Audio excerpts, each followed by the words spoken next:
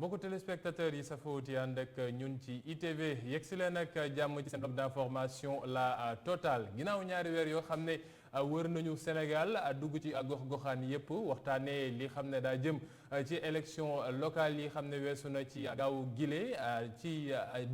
ci dibéer gi plutôt ñaar fukki fan ak ñett la woon ci weeru janvier tey jii ñu war a toog def débriefing dellu siwaat ci lu xew ci élection bi surtout nag ndaw yi niñ ci duggee ban njëriñ lañ ci def waaye itam lan lañ ci war a mën a jëlee xam nañ ko bëri na ay gox xam ne ndaw yi ñoom ñoo ko mujj jël lan lañ ci mën a am loo xam ne dinañ ko ci ay waaye itam ban njëriñ la war a mën andil seen i gox ndax dañu war a yem léegi maire la ñu rek kon nag mbir mi jeex na loolu ay poñ loo xam ne dañu am waxtaan ci ak suñuy ñaari gañ ci benn boor bi Papa Massamba Ndiaye nekk jeunesse Papa Massamba ñu nuyu la am mbégte dalal la ma nekk fay Cheikh Assana di am mbégte di dal si plateau bi di nuyu aussi sama naataango également di am mbégte tey di ñëw fii si période bu nga xamante ni période bu ñu neex la. waay ci benn boor bi Ibrahima Thiam lay wuyoo Ibrahima Thiam nekk coordinateur national JPS mooy waa jeunesse patriotique bu Sénégal nekk ay ndaw Pastef yoo xam ne moom mooy kii jiite ñoom ñi xam ne ñoo ngi woon ci campagne bi nekk ci élection bi seeni ndaw yu bëri nekkoon ci seen biir coalition yi askan wi mujj nekk ay maire loolee nekk ay poñ yoo xam ne dinañ ko waxtaanee Ibrahima maa ngi lay nuyu di la bàyyi nga nuyu waa Sénégal ndax xam naa ne fi mu toll nii ñoo lay teewlu. jërëjëf Alassane maa ngi lay nuyu tamit di kontaan si invitation bi mu nekk sama deuxième fois mu ñëw fii si jotaay bi di ñuy mbokk téléspectateur Sénégal bi ñu suivre ak diaspora di ñuy tamit Pape Massamba Ndiaye donc un collègue jeune aussi leader di kontaan trop ñëw si plateau bi am occasion waxtaan ak waa Sénégal ak la jeunesse de manière particulière. alors ñu dugg ci waxtaan bi xam naa ne dama koy tàmbale rek ak benn nataal boo xam ne tey ci suba gis nañu suñu natangu yu l'exclusif def ko ci seen une ti wane ay xar kanamu ndaw yoo xam ne ñoom ñooñee ba élection yi jotee gis nañu ñu wane seen bopp laay au niveau de la régie su fekkee mën nañu ko woon ay ndaw yoo xam ne ñenn ñi ràññee nañ leen woon ci mbiru politique bi ñenn ñi kenn xàmmeewu leen ci woon waaye ñu fël wane seen bopp ci diirub campagne bi xam naa Pape Massamba xam naa na ma koy bàyyi ma tàmbalee ko ak le gars qui est dans la politique en tant que tel Ibrahima campagne bi campagne ñu doon wax ndaw yi gis nañu événement massif ba mu jàllee ñëpp doon wax ndaw yi dañu war a gën a dugg politisation de la jeunesse ak responsabilité bi xam ne dañu ko am yéen ñi nekkoon seen wet ci diirub ñaari weer yi xam ne moom moo weesu nan ngeen def ba ndaw yi ñëw wuy si woote gi bi njëkk mooy ñu inscrire bu ci topp mooy ñu jëloon seen carte dem bay voté ji. jërëjëf laaj bu am solo la dinaa sawar tontu bu baax parce que comme ni ko waxee léegi gis nga reportage bi ni mu jot a wane ay leaders jeunes yu bëri. mais dama rappelé rek ñu feeñul. nekk ay jeunes lu ëpp téeméer junni yoon ñu nekk maire tey. loolu su amee je crois c'est un engagement spontané et naturel sànq jël ko ci événement massif yi ndaw ñëpp pour ñu génnee ma ñëw naa ci émission bi wax ko fii ne leen tey jeunes tey ils sont très exigeants envers nos leaders politiques loolu dafa feeñ ci élection yi même ñu nekk ay acteurs politiques depuis presque 2 ans su ma exagérul sooy génn di sensibiliser def politique doo tànn ak jeunes yi da ngay gis ci ñoom benn maturité bu ñu am. amoon na ay temps jeunes yi s'intéressent pas à la vie économique et sociale du pays mais tey jeunes yi à tous les niveaux ils sont instruits ils s'intéressent à la gestion de la cité. dafa toog ba ci politique bi société civile bi également jeunes yi ci intervenir donc loolu tey lii ni tey résultat élection yi daf ko wane ñun par exemple suñu jëlee Pastef ak la coalition Yewwi Askan Wi mu nekk coalition boo xam ne en majeure partie à 80%.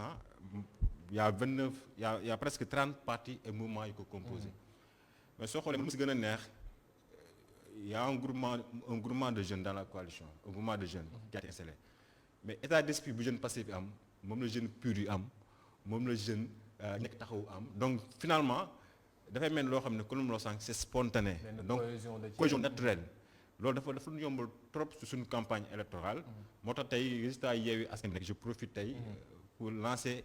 un hommage à la jeunesse de Yewwi Askan Wi à tous les niveaux dans les 46 départements. bu leen wax jeunesse de Yewwi il faut dire la jeunesse sénégalaise. jeunesse sénégalaise effectivement maa ngi kontaan si loolu. même jeunesse su nekk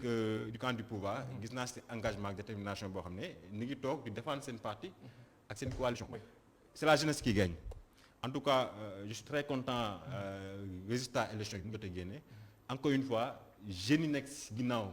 ñu bokk ay conseil municipal. Je profite pour moi tamit je suis au nouveau conseil. Ouais, au niveau de Grand Yoff. Non, à Dakar même. Ah, ville de Dakar. J'étais dans la liste professionnelle de Barthélémy Diaz.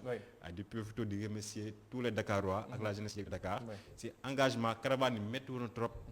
Si lu ma doon wax sànq si niveau d'engagement jeune. Mun leen topp pendant 3 heures de temps def le tour des communes de Dakar. te nu mu amee Dakar noonu la amee dans tous les 46 kii département. moo tax ñun résultat yi bettu na parce que gisoon nañ engagement ak motivation yi jeunes yi am. te processus ça va continuer. processus d'engagement bi ak sensibilisation jeunes yi dafay continuer ba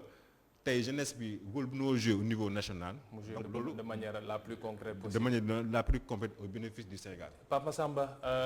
mbir yi est-ce que c'était quelque chose de prévisible ndaw yi xam ne gis nañ leen ni mu ko waxee ay quelques images nga ci gis Seydina Issa fële ca Yoff Ngor itam gis nañu ndaw moom moo fa nekk ak yeneen gox yu bëri Kër Massar ak feneen yu bëri yoo xam ne mën nañu wax ne ay mag ñoo ko jiite woon ay kilifa ñoo fa newoon waaye ndaw yi imposé wu est-ce que c'était quelque chose de prévisible est-ce que prémices yi def fi nekkoon. Oui alors damay kontaan ci question bi parce que lii ci ëpp solo mooy li nga wax c'était prévisible pourquoi parce que contexte la dañu nekk 2020 dafa nekk contexte bu mag bu bouleverser nouvel ordre mondial bi et en bouleversant nouvel ordre mondial bi dañuy assister à un changement systémique bu naturel buy jox coup de pouce les choses et mu arrivé à ce que problématique gu socio-économique culturelle ak politique yi day gën a metti et là nga gis jeunesse bi jóg événement de mars bi nekk déclic où les gens à travers benn fait mu nekk fait générateur les gens jóg bëgg fippu pour changer les choses ñenn ñi indigné wu ñu toogoon seen kër jóguñu mais ñu indigné wu sur quelque chose qui se passe et là ça éveille ça amène ce qu'on appelle une conscience collective et cette conscience collective qui a une prise de conscience aiguë des enjeux de l'heure amène aujourd'hui à ce que bu ñu jógee dem ni dañuy dem ci jongante surtout premier jongante après loolu ñu jóge ci crise métit boobu noonu gars yi dañ naan il faut un changement donc le changement c'est une demande sociale et lorsque le changement day nekk demande sociale les gens dañuy jóg massivement dem fippu dem dugg ci parti yi ñi daawul engagé wu politique dem engagé politique ñi nekk ay acteurs yu bees nekk ay mouvement engagé wu laaj parce que dañu naan maintenant comme ñi fi nekkoon gis nañ ni kat dañu mel ni lu tële ñun maintenant on a la possibilité de pouvoir changer la donne et que tey dañu gis aussi ay carences yu bari nga xamante ne amoon na ñu jox confiance ñeneen ñi ñu wane aussi événement yooyu wane ni aussi tey pouvoir bi relation bu mu amoon ak la jeunesse mu changé ba ñu am pour la première fois dans l'histoire du Sénégal après l'alternance ñu am luy conseil présidentiel donc la jeunesse se dit que moi la place que j'occupe nekk lu ñuy théoriser tey donc damay jouer sama rôle pleinement loolu moo indi tey gars yi dem ci urne yi loolu moo indi tey ñu investir jeunes yi ci liste yi loolu moo indi tey jeunes yi ñu def ay nemmeeku tour def ay téléthon ñu jël seen xaalis def ci parce que c'est aujourd'hui dañu gëm ni les choses vont venir par eux du jógee ci keneen donc loolu moo tax ça nous étonnait pas et c'est un déclic qui est là maintenant c'est une force c'est une énergie buy jóg fan la jëm. waaye surtout. voilà surtout loolu fan la mbir yi jëm ndax. ndaw yi léegi installé wu nañu. su fekkee mën nañu wax loolu su fekkee dañu bëggoon titiller un petit peu l'esprit de telle ou telle autre personne ou bien wan njiitu réew mi ne ko ñun lii mu nekk suñu ay yitte lii la ñu bëgg def nañ ko mais fan la ñu jëm loolu ici ab laaj la ndax yenn saa yi dañuy tàmmati wax ne. gars yi dañuy jug dem def benn G rek sénégalais dafa tàmm def benn G rek delluwaat toog mel na dara xewatul nan la ñu war a mën a canaliser lii ci force bi lii ci cohésion bi lii ci tendance bi xam ne moom la ñu yore. mais justement tey li ci ëppoon ci liste yu bëri dañu investir ay jeunes fortement ces jeunes dañu nekk ay conseillers. si maire yu bëri tey lu si mel ni Yoff muy symbole parce que Yoff tey maire Yoff symbole la Issa dafa nekk jeune mais mu am ku nga xamante ne daf ko fa wuutu ku nga xamante ne dafa amoon force si pouvoir bi l'idée c'est pas Benno Bokk Yaakaar en soi c'est pas une parti politique c'est un système politique bu yor pouvoir le jeune yi dem sanctionner donc keneen ku fi munti woon nekk ak contexte de crise da koy accentuer d'autant plus que aussi ñoom am nañu responsabilité si li nga xamante ne ndaw yi ñoo koy laaj donc tey fi ñu jëm mooy deux choses. Il y a une vision bu nga xamante ni moo ngi créé wu ndànk-ndànk y a des dynamiques qui se créent ndànk-ndànk si conseil yooyu noonu est-ce que mouvance bi nga xamante ni jot na jóg est-ce que les gars yi nañu am conscience am capacité dem assumer seen responsabilité au niveau des conseils des conseils communaux tey si conseil yooyu noonu la ndaw yi war a wax ni xam ni gouvernance locale dafa war a changer doxalin gouvernance bi dafa am une exigence parce que ndaw ñi bu ñu jógee votel la jox la seen alal jàppale la xaar ñu si yow dara du t-shirt du dara nit démb maa ngi dégg le gars de Thiès Babacar la docteur Babacar Diop bi mu naan si benn ki discours am dafa ma touché bu mu naan démb dama jël ndaw ñi yóbbu leen 10 heures si suba ba 10 heures si ngoon joxuma leen lekk joxuma leen naan mais gisuma si ñoom benn xiif ça veut dire que ñooñu tey da nga amee ñoom benn devoir de redevabilité donc gestion bi ñëwaat tey day am une exigence de transparence day am une exigence de redevabilité bu nga xam ne clairement dafay taxaw donc ku dof-doflu ba yow xamoo ni ñi la fi teg tey dañuy yàqati ba pare ay dañu am lu nga xamante ne ay millénaires lañu cette nouvelle génération est une génération qui est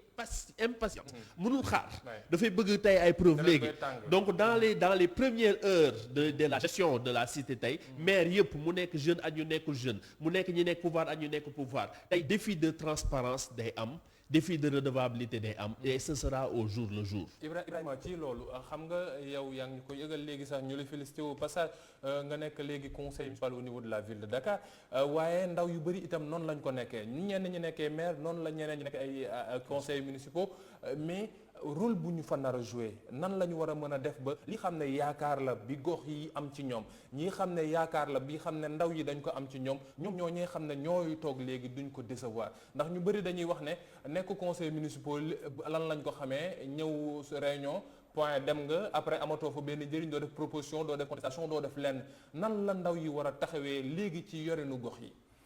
laaj bu am solo la Alassane jël si sant bu baax man tey sentiment bu ma si am. C'est vrai que question boobu maa ngi ko doon xalaat mais toujours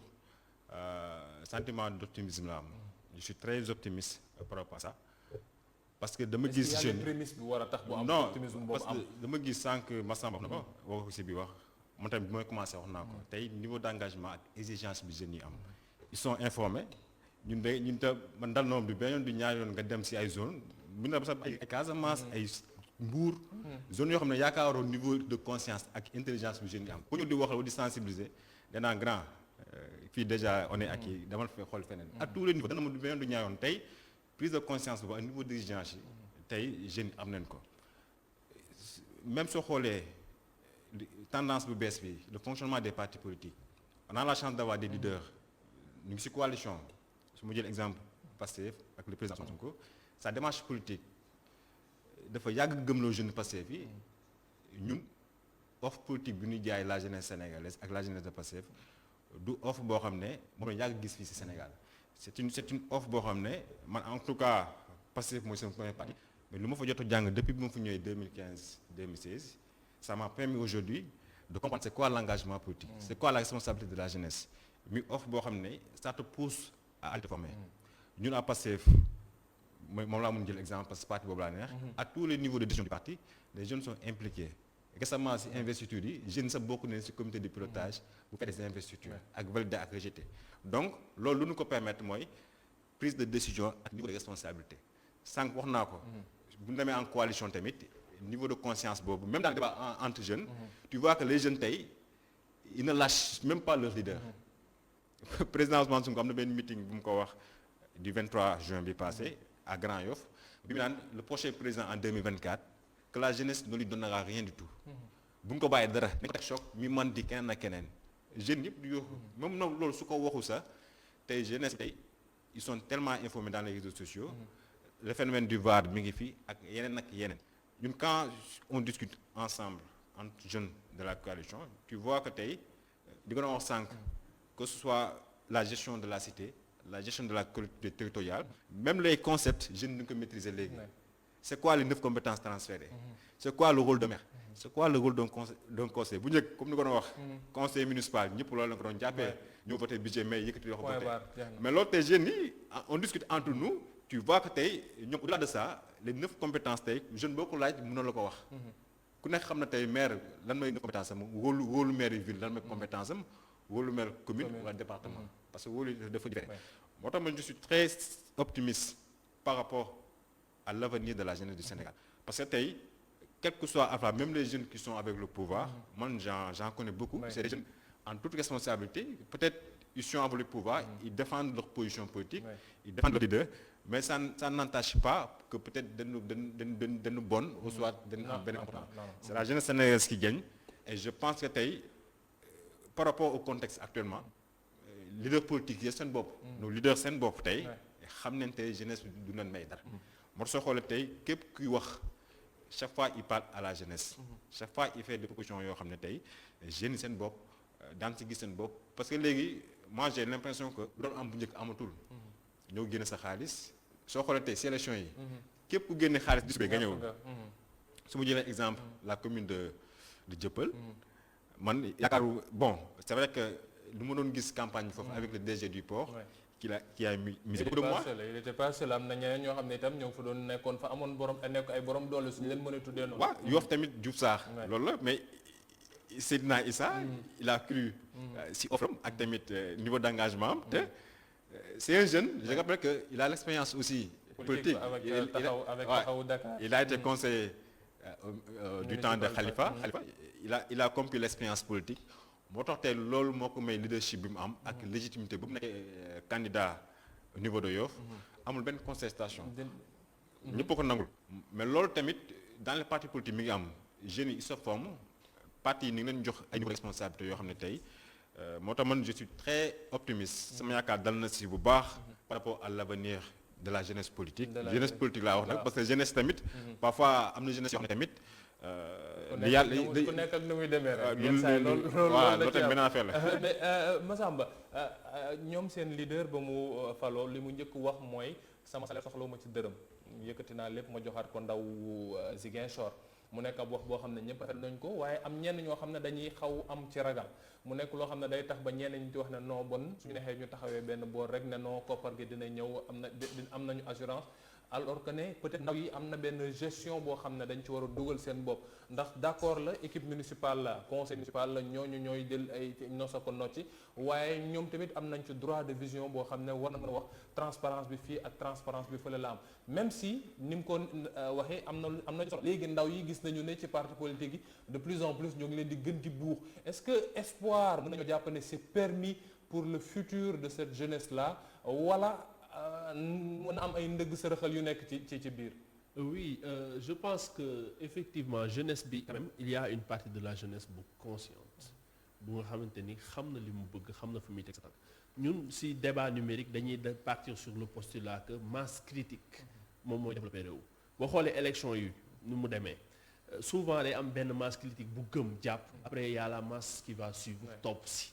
Cette masse critique une fois que mu gëm montrer le ton donner le ton ñeneen ñi dañuy ñëw parce que du ñu gis leneen parce que les leaders loolu mooy le rôle leadership aussi da ngay permettre à ce que les autres ñu gis exemple li ngay def ñu transformé wu tey am nañu espoir parce que tout simplement jeunesse bi amatul issue c'est-à-dire gis nga art de la guerre boo xoolee Sun Tzu bu muy wax dafa ni boo demee ci benn réew nga mën leen nga am doole nga mën leen boo leen mënee da nga leen di may benn porte bu ndaw de sortie boo leen may porte de ndaw ba sorti l'assiette yooyu yëpp fa la ñuy jaar daw mais aujourd'hui contexte bu ñu nekk contexte crise bu ñu jógee mu nekk nii di daw ba teg mayetul kenn porte de sortie amatul daw léegi les gens dañuy affronter la vie et comme on affronte la vie on va affronter notre destin donc la jeunesse ñi même ñu conscient wul woon doon toog di xaar di critiquer pouvoir beeg yooyu noonu tey ñi commencé di jóg xam ni kat au-delà des critiques on a une responsabilité à jouer et tey il faut pas tomber dans l'erreur ñu déifier benn personne wala déifier benn équipe wala déifier benn proposition de programme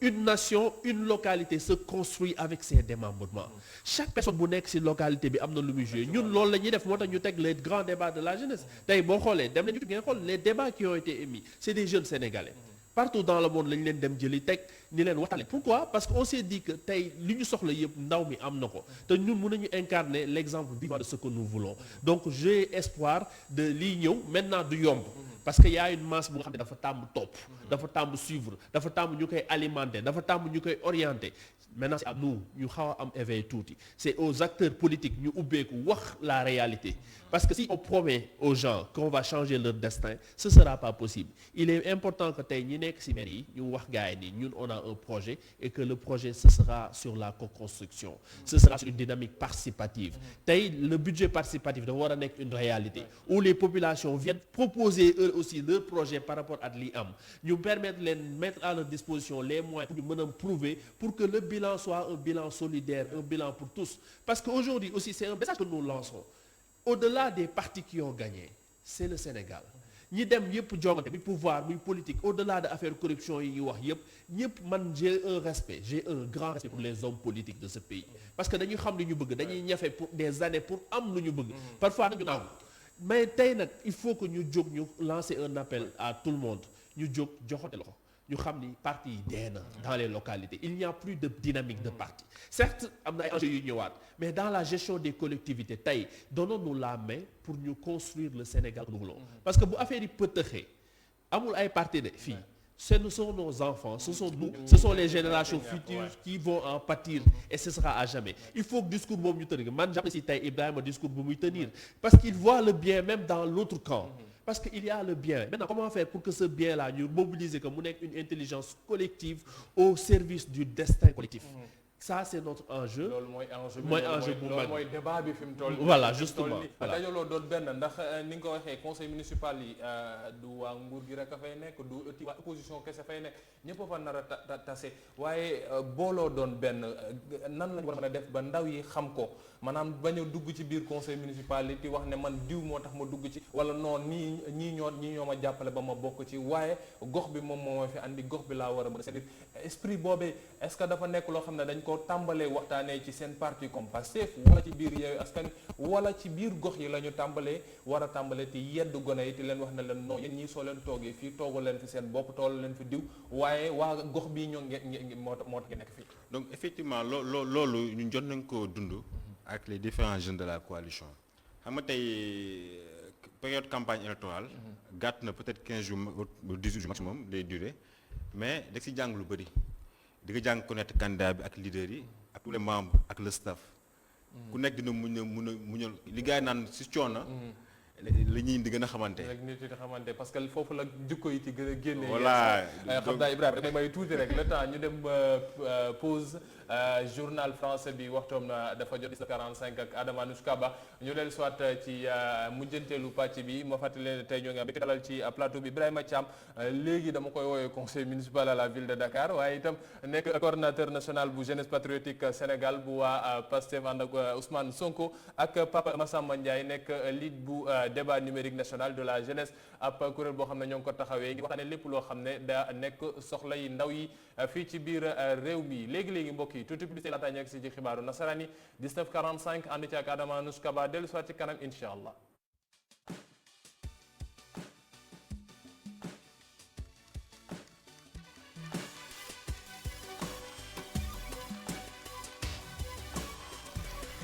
sant ko bu baax gërëm ko moom Adama Anouchka Ba ci xibaar yi nga xam ne moom la ñu andiloon ci kàllaamay nasaraan seen 19:45 ñu yegg si ci mujjanteelu pàcc seen total local fekk 20h30 incha allah ñu yeggale waxtaan wi ak kii ci Pape Massamba Ndiaye nekk lead bu débat numérique national de la jeunesse ak kii itam Ibrahima Thiam nekk conseiller municipal au niveau de la mairie de la ville de Dakar ak itam coordonnateur national jeunesse patriotique bu Sénégal ñoo ngi ànd ak Ousmane Sonko. alors Ibrahima sànq ba ma lay dagg ci ba ñuy yegg si ci xibaar yi yaa ngi doon développé par rapport ak ndaw yi seen taxawaay ci biir gox yi ngir mën a doxal politique bi xam ne day nekk luy jëriñ gox yi ndax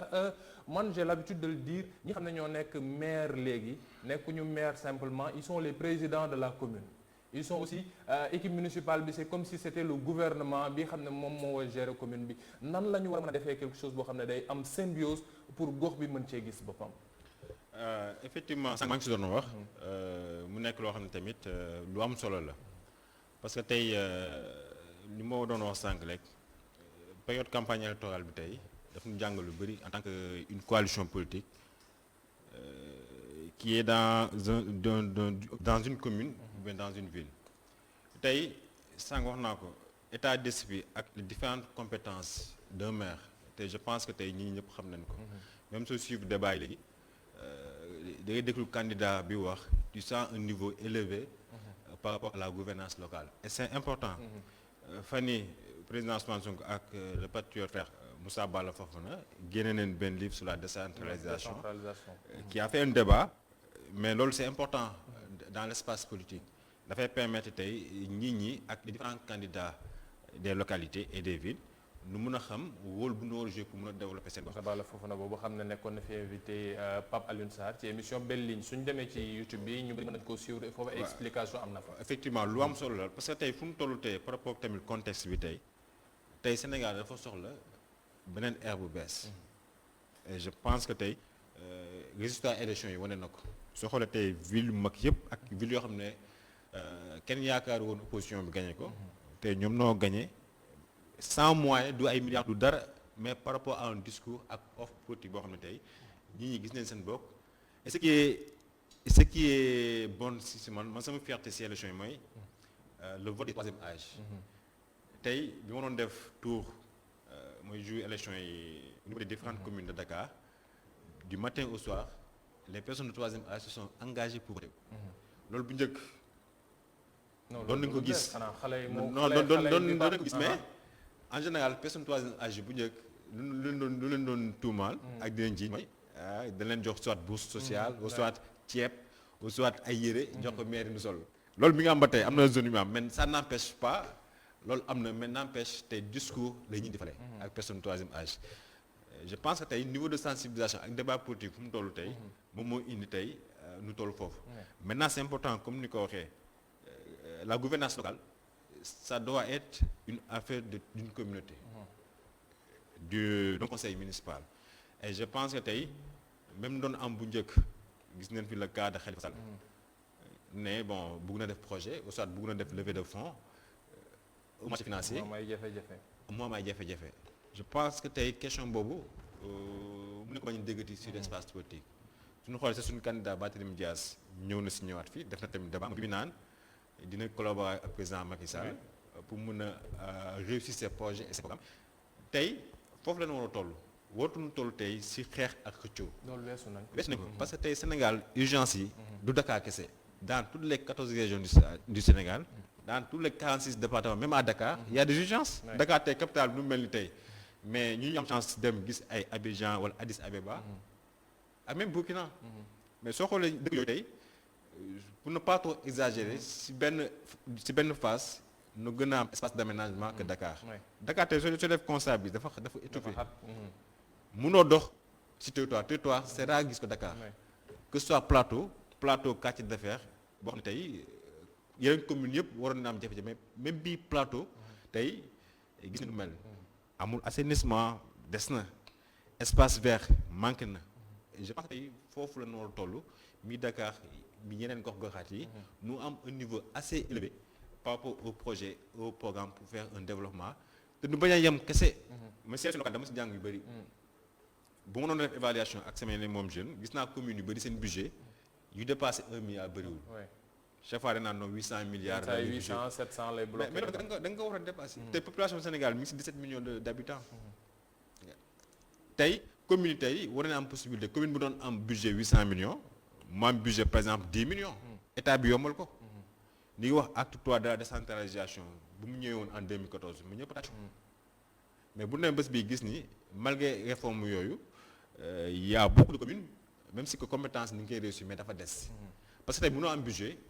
mu yem si fonctionnement investissement du am. yenn saa yi investissement 5 10 15% la ci investissement bi waru yem si social joxe ASC joxe coupe joxe ci ceeb. il faut aussi des investissements. tabax tëli yu normal.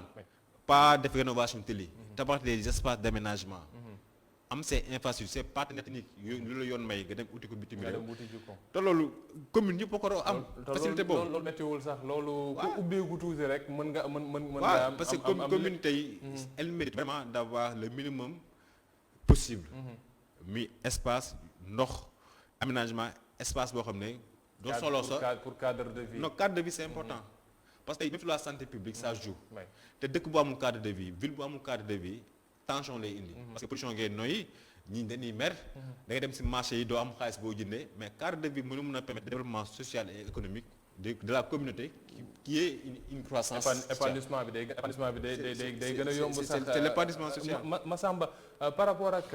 mbir yi ni mu nekk ci doxee gis nañ ko mais est-ce que dafa nekk loo xam ne dañ ko war a mën a yemale à l'instant T rek maanaam ne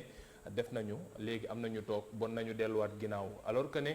c'est vrai ñoo ngi jógee ci élection waruñu projeté waat ci élection waaye élection wa ngi ñëwaat ndax législative yi dina ñëw su fekkee ne juin la wala su fekkee dañ koy buuxaat on sait pas mais am na nuy war a ñëwaat ban taxawaay ban présence la jeunesse bi war a am ndax ñenn ñi nee nañ jeunesse bi mënut a nekk gendarme waaye peut-être mën na nekk ab vigile boo xam ne dina mënti scruter lépp loo xam ne dafay xew ci biir goxam. waaw gis nga dafa am lu ñu woowee rapport de force dafa am tey la jeunesse wane na rapport de force am vis-à-vis des forces politiques vis-à-vis des forces naturelles yu nga xamante ne am nañ fi tey la jeunesse constitue un enjeu mais quelle jeunesse parce que jeunesse bi aussi dafa hétéroclite tey challenge bi ñu am ñun ñëpp c'est un défi commun et fort heureusement et je vois ça il y a une parfaite collaboration synergie multi-acteurs des jeunes de plus en plus ñun projet yi def yëpp li ñuy teg yëpp souvent on le fait avec plusieurs acteurs en tant que partie prenante lu tax parce que on sait aujourd'hui que benn entité donc mënatul servir une cause atteindre objectif am ni mu ko raade il faut nga ubbeeku tey enjeu boobu noonu mooy continuer il faut que ñun jeunes yi fu ñu munti nekk ñu transcender suñu clivage partisan bu ñu ko transcender ñu concentré wu sur objectif générationnel bu ñu nekk objectif bi ñu am nag nekkul jeune pour jeune et ça c'est aussi un débat qu'il faut poser quel jeune moo war a nekk ci kanam tey il faut des jeunes compétents il faut des jeunes yu nga xamante ni am nañu ouverture il faut des jeunes aussi yu engagés élection yi wane na une chose mooy engagement politique kenn dootu ko partager am na ñu bëri dañu amoon poste en moins de 2 années 3 années ñu foog ni war nañ mën a dem ci terrain mais engagement politique da ngay am benn identité corporative da ngay am identité branding bu leer donc identité boobu ngay am ci sa société engagé wu ba gars yi xam ni tey yow mérité nga lii moo tax ñu jox la ko foo munti nekk aussi da nga war a challenger ba monter en compétence ba mérité position bi nga war a am donc la jeunesse globalement échéance yi moo ngi ñëwaat ay enjeux yu bëri moo ngi ñëwaat dafa ñu xam ni nous il nous faut au-delà de 30% yi wax ci charte africaine bi ñu am 40% tey de représentativité te loolu pour mu am il faut que ñu suñu biir parti yi lañ koy xeexee suñu biir organisation lañ koy xeexee pour que ñu arriver à am tey li parité bi am parce que la loi sur la parité bi ñu voté 2012 ci instance élective ak semi-élective yi c'était ça dañ ko instauré tey dynamique jeune bi ñun ñoo ëpp tey femmes yi boo koy jël en termes de nombre parce que dans les jeunes il y a aussi des femmes donc tey loolu dafa nekk war a nekk yoon suñu législation suñu architecture institutionnelle administrative bu jël en compte le besoin là social de jeunes yi fi ñu war nekk maintenant en termes de gestion tey ñu ngi wax jeunes yu bëri ñoo ngi nekk ci pouvoir jeunes yu bëri tey ñoo ngi nekk au niveau local dafa am lu nga xam dañuy xaar ci ñoom muy créativité muy innovation muy ouverture muy tey transparence boobu ñuy wax ñu indi ay xarale yu bees à travers xarale yu bees yooyu nit ñi mu ci gis seen bopp en termes de responsabilité également en tant que conseiller amaat nañu beneen rôle bu mag mooy tey population yi ñu bëri dañu am désintéressement sur la chose publique wax ji ba tey mu ngi fi problématique boobu mooy comment faire pour éduquer gars yi nan la ñuy def ba information yi ñu yóbbu ko ci ñoom groupe WhatsApp yaa ngi fi maire montagne yaa ngi fi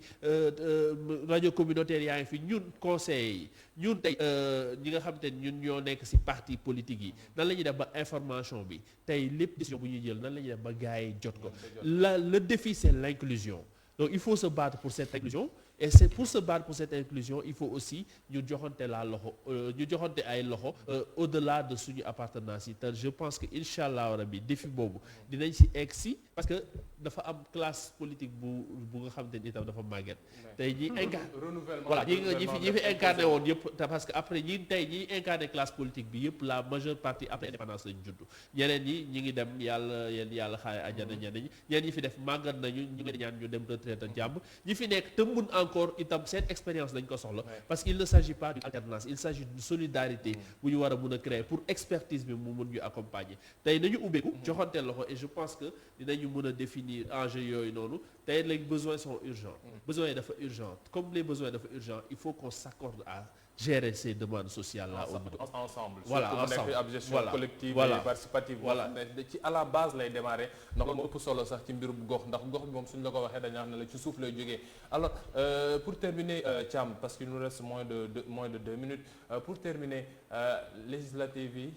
est-ce que nekkul beneen tànk boo xam ne itam ndaw yi dañ fa war a gën a taxaw ndax représentativité bi nekk loo xam ne néew na loolu ci côté assemblée nationale on nous dit yenn saa yi ñaar wala benn rek ngeen fa am muy Soda Marème tout le temps moom lañ ñuy wax ne moom moo leen fa nekkal comme ndaw est-ce que nekk jotul aussi ñu gën a buuxaat ci foofee ndax yenn saa yi dañ la wax ne liste yi nu ñu koy bindee kenn du ko xam sax nañu voté rek ñu ne diw député la est-ce que c'est pas aussi l'autre combat à engager dès à présent. effectivement bu naa si ñëw sax heureusement ma bàyyi la nga ñëw. si question bu am solo la. parce que tey suñu jëlee exemple 13e législature bi. Assemblée nationale. révélation bi jeunes yi noo ko porté. peut-être Mbaram Soda mën nañu ko tudd. ak Déthié Fall. maa ngi doon déglu keroog sa si loi bi ñu doon wax am na benn projet de loi bu ñu signé su ma juumlu c'est pas pour code électoral jàpp ma ko. mais erreur gouvernement bi des Mbaram Soda moo ko génne. parce que. peut-être saluer au passage parce que ñu bëri ci assemblée on dit et on le répète. waaye nañu lu bëri ci ay propositions de loi même su fekkee yenn saa yi du yegg. ci moom lay jaar ngir mën a ñu def ay questions directes ak yu ñu war a commission je crois loi la bokk. processus boobu sànq wax nañ ko Massamba wax na ko tamit c'est naturel alternance générationnelle bi nekkatul ci ay discours même dans les investitures. man Pastef bi ma nekk moom laa gën a maîtriser. jeunes sur commission nationale d'investiture bi sax jeunes siège neen il y avait deux man ak sama adjoint à tous les niveaux commission nationale d'investiture bi ak commission bi délibéré il y avait des jeunes élection yi nii si veille électorale bi par rapport statistique j'ai proposé des jeunes pour ñu mën a siéger pour remonter ak traitement des données électorales donc loolu tax naa nu mu nekk si Pastef gis nañ ko si PUR ay jeunes yoo xam ne ils sont impliqués au plus haut niveau du parti ak yeneen parti yëpp que je salue au passage